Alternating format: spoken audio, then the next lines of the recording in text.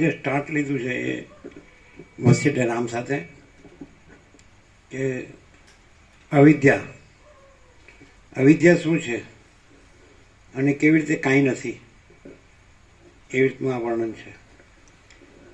એટલે આપણે જે લીધું કે આકાશ કરતાં પણ મોટો, આકાશથી પણ મોટો આખો પ્રકાશ છે. એટલે આકાશ પણ આભાસ માત્ર છે. આમાં વિવર્ત શબ્દ વાપર્યો છે એટલે આભાસ માત્ર.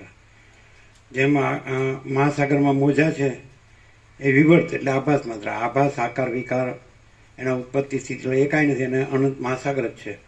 અનંત એકરસ જળ મહાસાગર. એવી રીતે અનંત એકરસ નિરાકાર મહાચિદ આકાશ, અનંત એકરસ નિરાકાર સચ્ચિદાનંદ છે.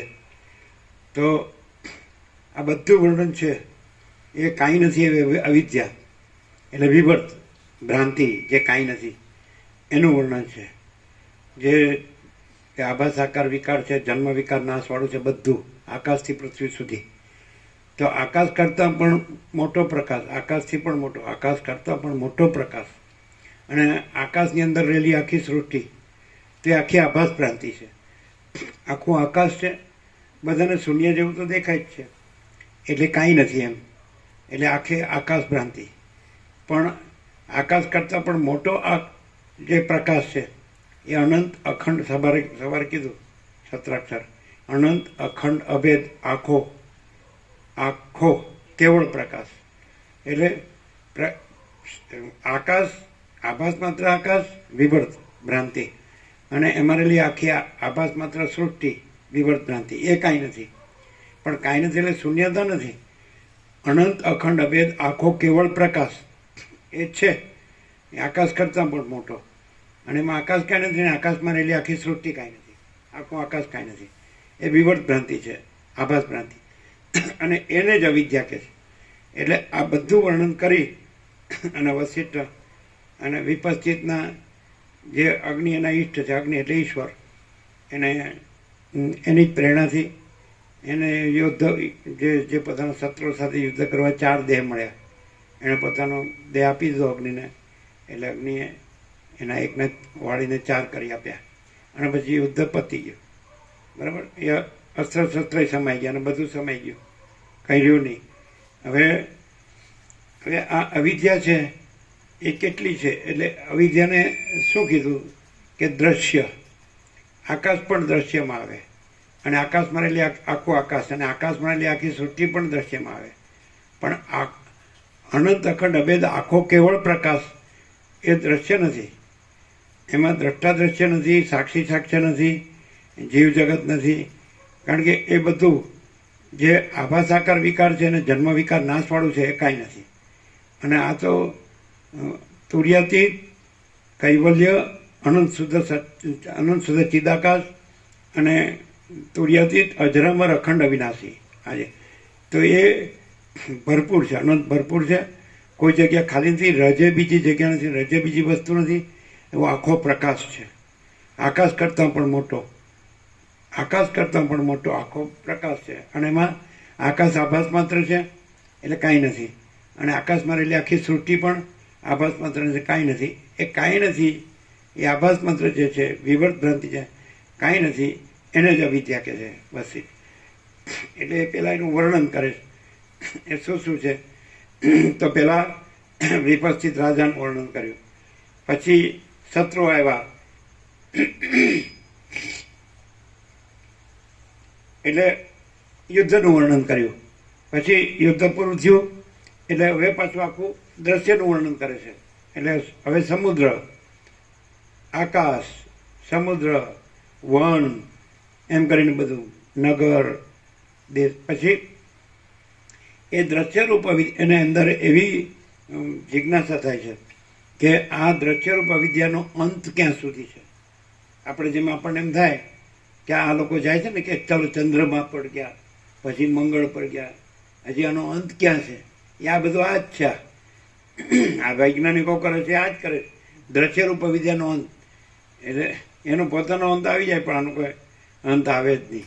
એટલે દ્રશ્યરૂપ અવિદ્યાનો અંત જોવા છેવટે આ જ યોગસિદ્ધ જ્યારે એમાં આ પ્રકરણ વિપશ્ચિત રાજાનું પૂરું થશે એટલે એ જ છેવટે છેવટનો એનો અવતાર થશે, ઘણા અવતારો થશે, જન્મ મરણ ચારેયના જુદા જુદા. એક આમ ગયો, એક આમ ગયો, એક સમુદ્ર એણે માગ્યું બધું અગ્નિ પાસે.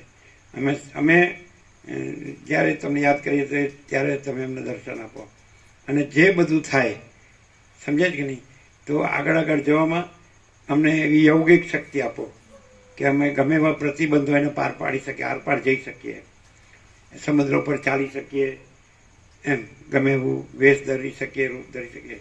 એટલે ચારેયનું વર્ણન અંદર આવે. એકને 4 અગ્નિએ કરી આપ્યા,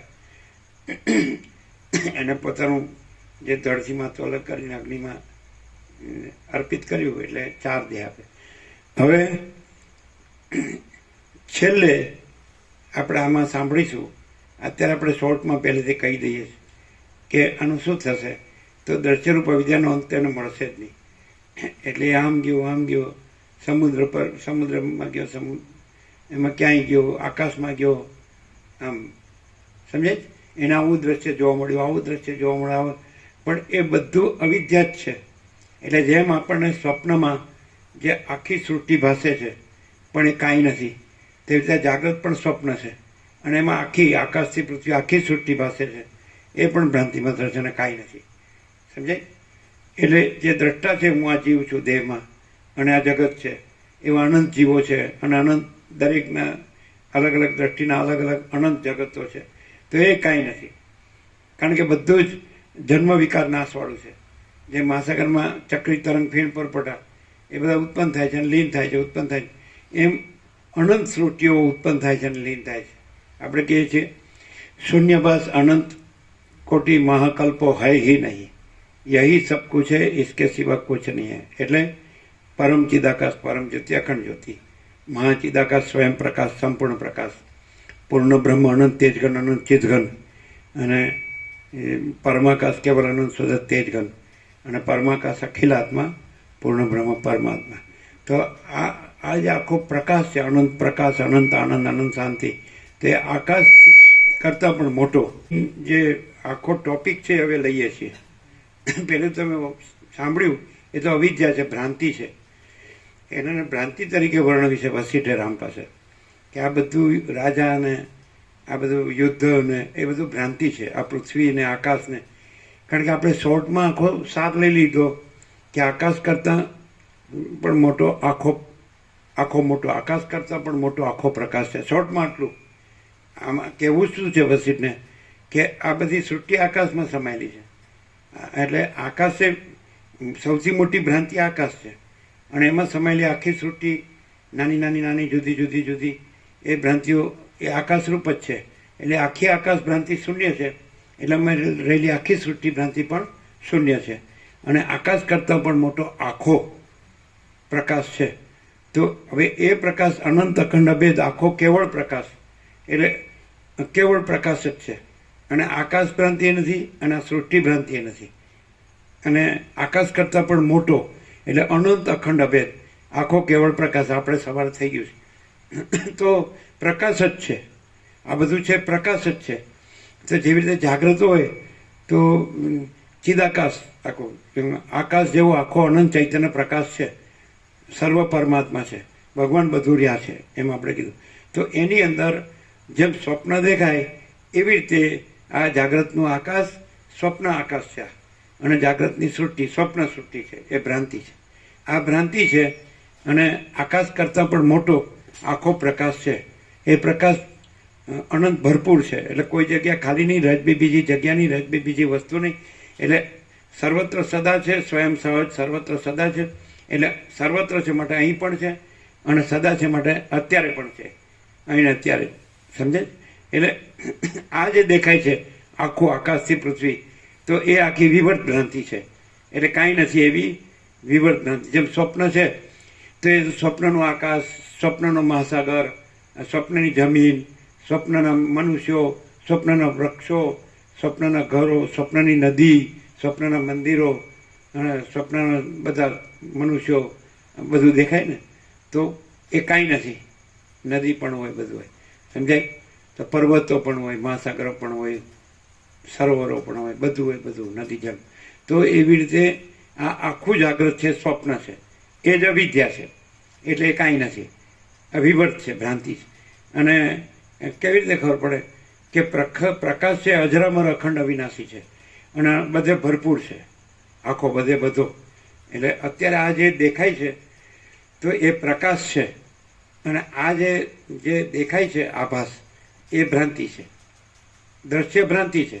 આ જીવ જગત, પછી સૃષ્ટિ સ્થિતિ પ્રલય, નામરૂપ, જેમ મોજા છે એના આકાર છે ભ્રાંતિ છે, એનો નામરૂપ ઉત્પત્તિ સ્થિતિ લય અનેક જુદું જુદું. પણ મહાસાગર છે એ અનંત એકરસ નિરાકાર જળ મહાસાગર, એમ અનંત એકરસ નિરાકાર મહાચિદાકાશ, મહાચૈતન્ય પ્રકાશ.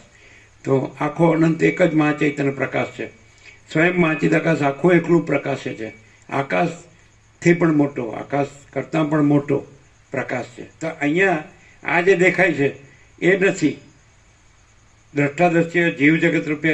આ ઉત્પન્ન નહોતું થયું તો પણ આકાશ કરતાં આખો મોટો પ્રકાશ હતો. આકાશ ઉત્પન્ન નહોતું થયું અને આકાશમાં બધી જે સૃષ્ટિ છે ઉત્પન્ન નહોતી થઈ તો પણ આખો પ્રકાશ છે. અને અત્યારે જ્યારે મોજા ઉત્પન્ન નહોતા થયા તો પણ આખો મહાસાગર છે, અને મોજા ઉત્પન્ન થયા તો પણ આખો મહાસાગર છે. તો આકાર ખાલી આભાસ માત્ર જ છે. એમાં આકાશનો આકાર અને સૃષ્ટિનો આકાર એ ખાલી આભાસ માત્ર જ છે, સમજાય છે? અને એ પાછા મોજા લય પામ્યા તોય આખો મહાસાગર છે. એટલે પહેલાંય આખો મહાસાગર, મધ્યમાંય આખો મહાસાગર ને અંતે આખો મહાસાગર. એટલે નિત્ય સત્ય છે, શાશ્વત સનાતન. એટલે આખો પ્રકાશ છે, આકાશથી મોટો એ આખો પ્રકાશ મહાસાગર છે, અનંત અખંડ અભેદ અને કેવળ મહાસાગર જ મહાસાગર, બીજું કોઈ નથી, કાંઈ નથી, કાંઈ થતું નથી. તો આ આખા મોજા સૃષ્ટિરૂપી આકાશ એમાં આવી જાય. એટલે સૌથી મોટું મોજું આકાશ, અને એમાં સૃષ્ટિરૂપી બધા નાના નાના અનેક મોજા. તો એ બધું ઉત્પન્ન થાય છે અને પછી રહે છે, ચાલે છે અને પછી લય પામે છે. જ્યારે આખો આકાશ જેવો આખો મોટો પ્રકાશ એ ઉત્પન્ન નથી થતો અને એ ચાલતો નથી, રહેતો કે બદલાતો નથી, અને એટલે પોતે જ રહે છે, બીજું થતું નથી અને લય પણ પામતો નથી. એટલે અજરામર અખંડ અવિનાશી.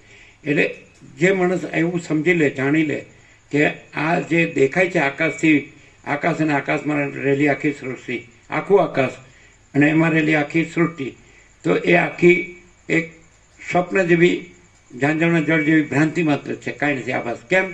કારણ કે એ બધું અનિત્ય છે અને અસત્ય છે. જે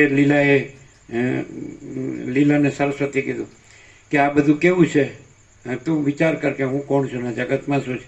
તો બધું અસત અસાર ને દુઃખ છે અને મિથ્યાને નાશવંત છે અને સ્વપ્ન જેવું ઝાંઝવાના જળ જેવું છે. એટલે કાંઈ નથી, આ કોઈનું હું કાંઈ નથી અને જગત એ કાંઈ નથી. એટલે આખું સ્વપ્ન છે, આ જાગ્રત છે, આખું સ્વપ્ન છે, ઝાંઝવાના જળ જેવું. અને ખબર પડે જ છે કે જન્મ પહેલાં કાંઈ નહોતું, મરી ગયા પછી કાંઈ નથી, અત્યારે કાંઈ નથી. એ તો ફાંફા જ છે બધા કે આ ચલો હું આમ સુખી થઈ જાઉં ને આમ સુખી થઈ જાઉં, પણ કોઈને કાંઈ મળતું નથી. જન્મ મૃત્યુ જરા વ્યાધિ દુઃખ દોષનો દર્શનમ. જન્મ થાય પછી વૃદ્ધાવસ્થા, રોગ વ્યાધિ રોગ અને દુઃખ, મૃત્યુ, જન્મ મૃત્યુ, વૃદ્ધાવસ્થા, રોગ દુઃખ દોષ. એટલે આ ભ્રાંતિથી આ સાચું લાગે છે અને જ્ઞાનથી આ સાચું લાગતું નથી. જ્ઞાનથી પછી આકાશથી પણ મોટો આખો પ્રકાશ સાચો લાગે છે, જેને આપણે પરબ્રહ્મ પરમાત્મા કહે છે, પરમેશ્વર કહે છે, જેને પરમચિદાકાશ કહે છે, મહાચિદાકાશ કહે છે, પરમાકાશ કહે છે, પૂર્ણ બ્રહ્મ, અનંત તેજગણ, અનંત ચિતગણ. તો એ તેજ છે, જ્યોતિ છે, પ્રકાશ છે, અનંત સર્વત્ર નિત્યપૂર્ણ પરમ દિવ્ય જ્યોતિ, અનંત સર્વત્ર નિત્યપૂર્ણ પરમ ચિદાકાશ, અનંત સર્વત્ર નિત્યપૂર્ણ પરમ બ્રહ્મ જ્યોતિ. એટલે આ આખી જે પરમ ચિદાકાશ, પરમ જ્યોતિ, અખંડ જ્યોતિ, મહાચિદાકાશ, સ્વયં પ્રકાશ, સંપૂર્ણ પ્રકાશ. તો એ પ્રકાશ છે, આ બધું પ્રકાશ છે. જેમ આ બધું મહાસાગર છે, જળ જ છે, અનંત એકરસ, અખંડ એકરસ. અને ચક્રી તરંગ ફીણ પરપોટા એ કાંઈ છે જ નહીં, એ ભ્રાંતિ જ છે, આભાસ જ છે. તો હાથમાં લે જળ તો નિરાકાર જ છે, અનંત એમ આ મહાચૈતન્ય પ્રકાશ અનંત નિરાકાર છે, નિર્વિકાર છે.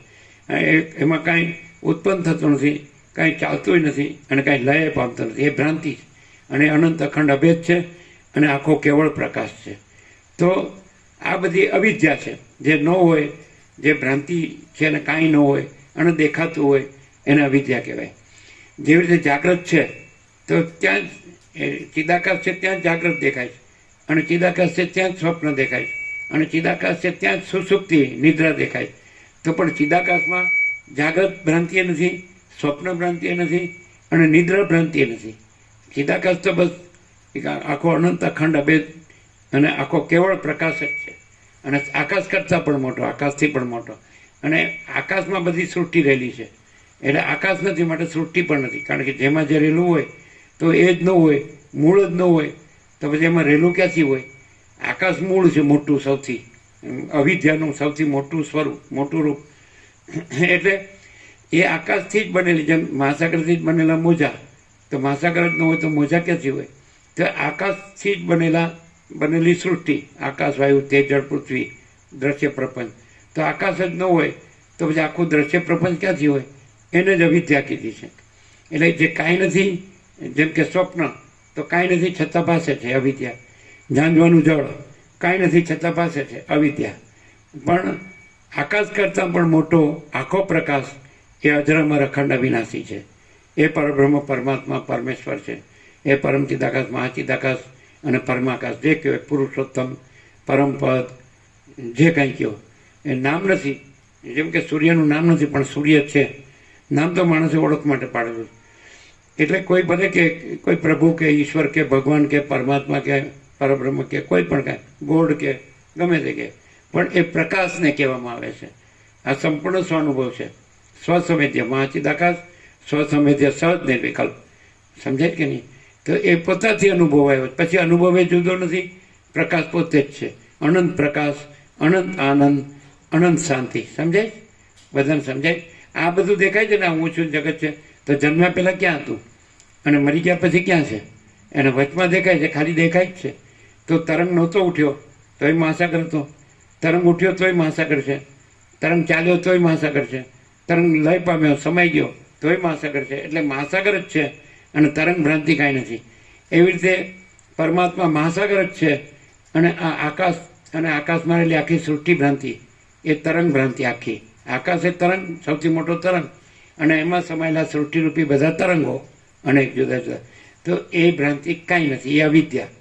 આ જે આકાશથી પૃથ્વીની રજ સુધી જે આખી દ્રશ્ય ભ્રાંતિ છે એને વસિષ્ઠ અવિદ્યા કહે છે.